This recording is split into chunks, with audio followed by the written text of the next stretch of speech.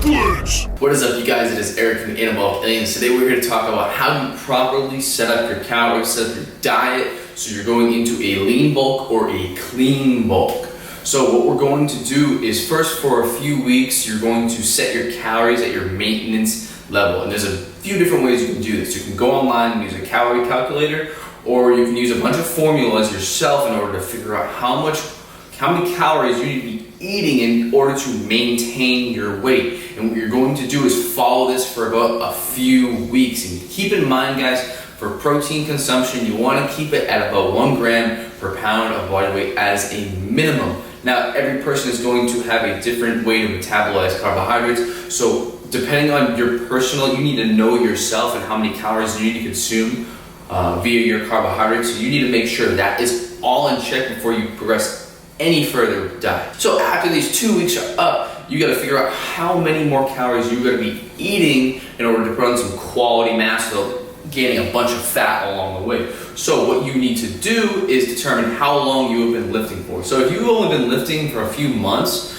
you need to eat far more, or you're allowed to eat far more than someone who's been lifting for a really long time. So if you've been lifting for like more than 2 years, 3 years, even longer than that, you should be eating less than someone who's brand new. Because when you're brand new to lifting, and not even brand new, I say brand new, I mean like within that 2-year window, you can eat so much more because you are allowed, like naturally, if you're not on drugs, right, you're not on juice, you can eat more and gain less fat and build way more muscle than someone who is more advanced than you. So what does all this mean? If you're in that 1 to 2 year window, you can slowly increase your calories. I'll do a 250 plus 250 for 2 weeks, and then I'll go all the way up to 500 calories over your maintenance level. That way you're gaining lots of size, because that way if you're eating 500 calories more, you're gaining 1 pound a week. And you actually have the potential in your first year of lifting to gain about 50 pounds of muscle. That's with top genetics, everything considered. But you can gain a lot of size in that year. And remember, your body's going to auto-regulate calories, so you're not actually going to be gaining exactly a pound a week. It doesn't work that way, right?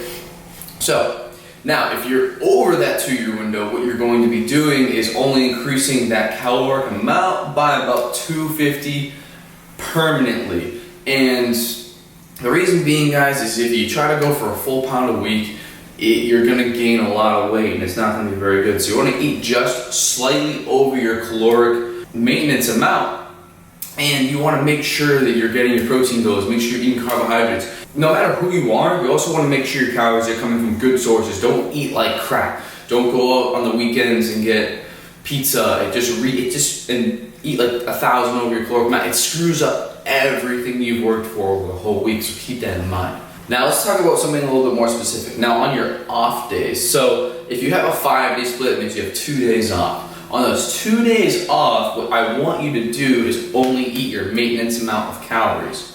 Now if you are a person that's been lifting for under 2 years, in that 2-year window, then I want you to eat 250. So instead of 500, you do 250. This will keep you lean. Follow this guide. You will get bigger, slower, over a long period of time. It's long, guys. It doesn't happen instantly, especially if you're in a lean bulk. It's going to see month-to-month results. You need to make sure you're taking progress pictures along the way, or else you're not going to see anything.